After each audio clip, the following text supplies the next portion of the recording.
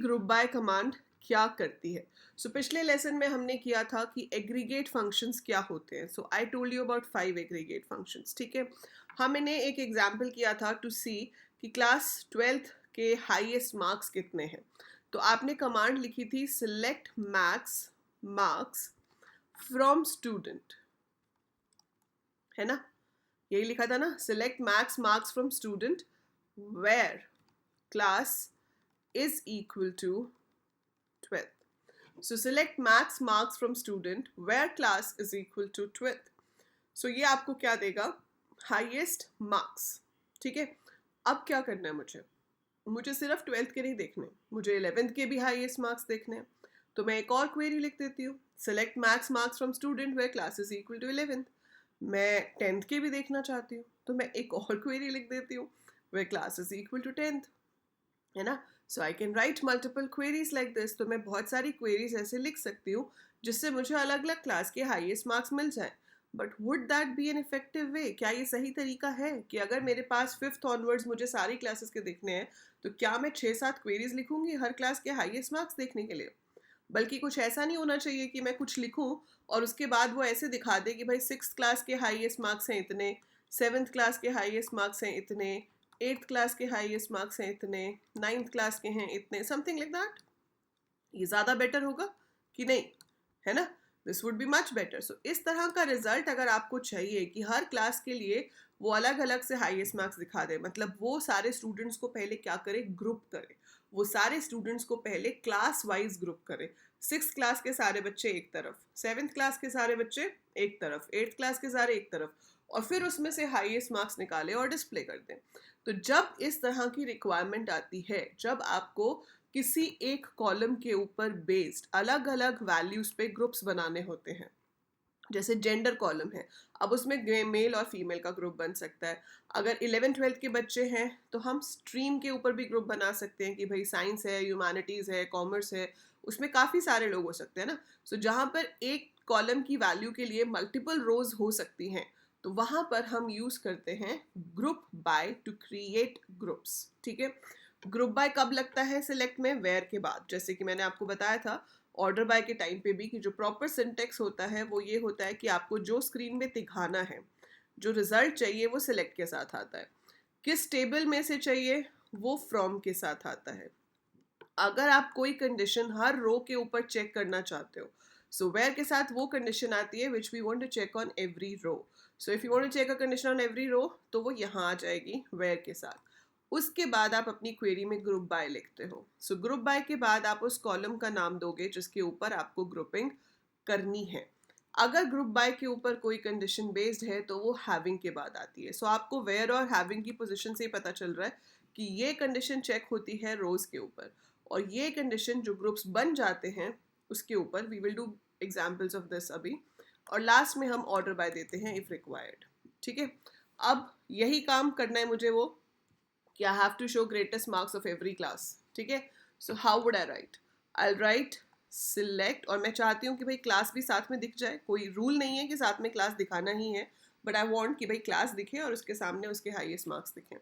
मैंने लिखा select max comma max, sorry, select class comma max marks from student. ठीक है, group by class. Select class comma max marks from student group by class. ऐसा लिखने से क्या होगा? आपके पास क्लास आ जाएगी.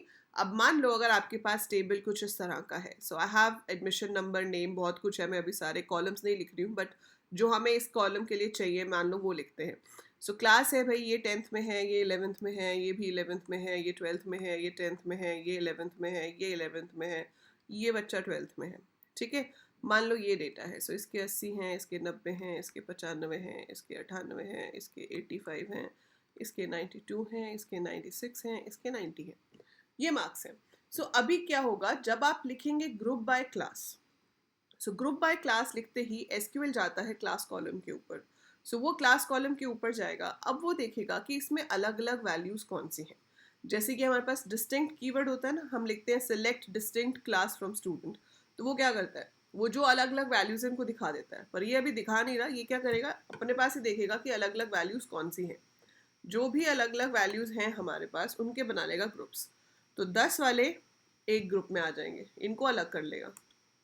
फिर उसके बाद 11 वालों को अलग कर लेगा, ठीक है। फिर 12 वालों को अलग कर लेगा। तो जो अलग अलग वैल्यूज हैं उनके ग्रुप बन जाएंगे। तो यहाँ बन गए 3 ग्रुप, ठीक है।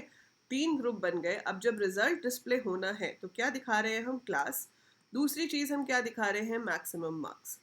तो क्लास का पहला ग्रुप कौन सा है, 10। 10 में कौन है, ये जिसमें 80 मार्क्स हैं, इसके 85 हैं। तो हाईएस्ट इन दोनों में से कौन से हैं, 85, है ना। सो इस ग्रुप में से हाईएस्ट कौन से, इस ग्रुप में कौन कौन था, 80 और 85। तो उसमें से ग्रेटेस्ट कौन से हैं, 85। उसके बाद आपके पास आ गया 11। 11 में 90 है, 95 है, 92 है, 96 है। तो हाईएस्ट कौन से हुए, 96। 90, 95, 92, 96 में से हाईएस्ट है 96। फिर आ गया 12। 12 में से हाईएस्ट कौन से है, 98, ठीक है। तो अब उसने हर ग्रुप के ऊपर ये ऑपरेशन परफॉर्म किया है और उसके अकॉर्डिंगली रिजल्ट दिखाया है, ठीक है। सो ऐसी जगहों पे ग्रुप बाय यूज होता है। और आपको क्वेश्चन से कैसे समझ आएगा कि ग्रुपिंग करनी है, जब आपको क्वेश्चन में कोई ना कोई एग्रीगेट रिजल्ट मांगा हो, ठीक है।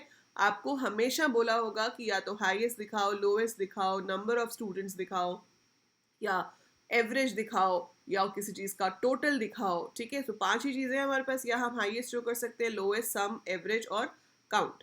तो इन 5 में से कोई काम करने को कहा होगा for each class, for each gender, for each department, या show the number of employees department wise, है ना। जब इस तरह से क्वेश्चन दिए जाते हैं उसका मतलब है कि आपको वहां पर उस कॉलम पे ग्रुप बाय का इस्तेमाल करना है, ठीक है। समझ आ रही है, समझ पा रहे हो। एक और एग्जांपल लेके दिखाती हूँ। हमारे पास मान लो एक टेबल है जिसका नाम है प्रोडक्ट, ठीक है। प्रोडक्ट टेबल के अंदर प्रोडक्ट का आईडी है, प्रोडक्ट का नाम है, उसकी कॉस्ट है, उसकी क्वांटिटी है और कैटेगरी है, right. So product ID is 10, 11, 12, 13, 14, 15। Product name कुछ भी है, ठीक है। हम not writing any kind of name, but we have certain cost over here, ठीक है। Then you have certain quantity also over here. Then है आपके पास कैटेगरी। सो कैटेगरी में मैंने ले लिया कि भाई ये स्टेशनरी है, ठीक है, ये आपका फूड आइटम है, ठीक है, ये भी आपका फूड आइटम है, ये स्टेशनरी है, ये भी स्टेशनरी है और ये भी स्टेशनरी है, ठीक है। अब मैं आपको पूछती हूँ कि tell me the number of items, ठीक है, number of items for each category. तो क्वेश्चन क्या है, display the number of items for each category, या number of products for each category, ठीक है।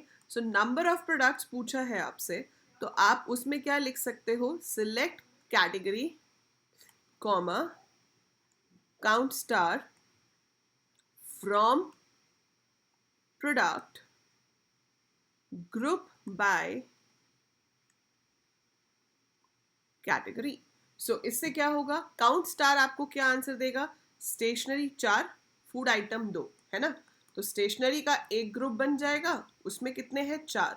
फूड आइटम का एक ग्रुप बन जाएगा, उसमें कितने हैं, 2। So we'll get 4, we'll get 2, okay.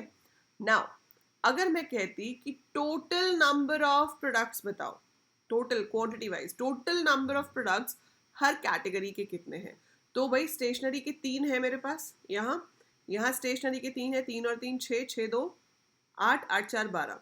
सो अगर टोटल नंबर ऑफ प्रोडक्ट्स पूछा होता तो आप यहाँ काउंट नहीं करते, आप यहाँ पे करते सम ऑफ क्वांटिटी, लेकिन हमने ग्रुप बाय कैटेगरी ही करना है। इसका आंसर अलग आएगा, इसमें आपके पास फूड आइटम आ जाएंगे 9 और 6 4 10 12, स्टेशनरी हो जाएगा 12, ठीक है। तो वो क्वेश्चन आपको ध्यान से पढ़ना है कि वो क्या पूछ रहे हैं, accordingly you have to write. So आपसे पूछ सकते हैं कि बताओ एवरेज कॉस्ट बताओ हर कैटेगरी की, तो आप क्या कर दोगे, select category comma AVG cost from product group by category, है ना। समझ आ रहा है ग्रुप बाय का मतलब? समझ आ रहा है तो फटाफट से लिखो यस यस मैम यस, समझ आ गया कि ग्रुप बाय क्या करता है। अब आती है बारी जब इसके ऊपर कंडीशंस आ जाए। मैं आपको कहती हूँ कि एवरेज कॉस्ट दिखाओ, पर सिर्फ उन्हीं की दिखाओ जिसमें कम से कम 2 प्रोडक्ट्स तो हों, है ना। जैसे ये मान लो कि जो लास्ट आइटम है ये स्टेशनरी ना होता, ये स्टेशनरी नहीं होता, फूड आइटम हो गया, स्टेशनरी हो गया, और उसके बाद मैंने ले ली कोल्ड ड्रिंक, लेट्स से कुछ भी कैटेगरी ले सकते हो, I am just taking for the sake of taking something, ठीक है। सो ये कोल्ड ड्रिंक हो गया। अब अगर मैं यहाँ पे कहती हूँ कि भाई मुझे आप दिखाइए, मुझे आप ये दिखाइए कि हर कैटेगरी के अंदर मैक्सिमम कॉस्ट क्या है, ठीक है। तो आपने क्या किया, यहाँ पर लिखा कैटेगरी कॉमा मैक्स कॉस्ट, यही कर देंगे ना हम। सो यहाँ पर हमने कर दिया max cost from product group by category. अब वो कह रहा है कि कम से कम उसमें एक प्रोडक्ट होना चाहिए, at least 1 product should be there. अगर एक होगा तभी हम दिखाएंगे उसका हाईएस्ट, नहीं तो हम उसका नहीं दिखाएंगे। अब आपको चेक करना है कि उसका जो काउंट है वो 1 से ज़्यादा होना चाहिए, है ना। उसका जो काउंट है वो 1 से ज़्यादा होना चाहिए, मतलब उस प्रोडक्ट की एक एंट्री होनी चाहिए, वी वांट दैट। सो अगर आपको वो चाहिए तो आप काउंट लगाना चाहते हो, पर एसक्यूएल का एक रूल है कि एग्रीगेट फंक्शंस वेयर के साथ नहीं लग सकते। You can not use aggregate functions with your where clause. तो आप वेयर के साथ नहीं लिख सकते हो, एग्रीगेट को लिखोगे तो एरर आ जाएगा। सो जब ऐसी सिचुएशन आती है and we have to check a condition based on the group, so based on the group जब आपको कंडीशन चेक करनी है तो वो आती है हैविंग में। तो हम इसके साथ लगाएंगे हैविंग और यहाँ लिखेंगे काउंट स्टार ग्रेटर देन 1, ठीक है।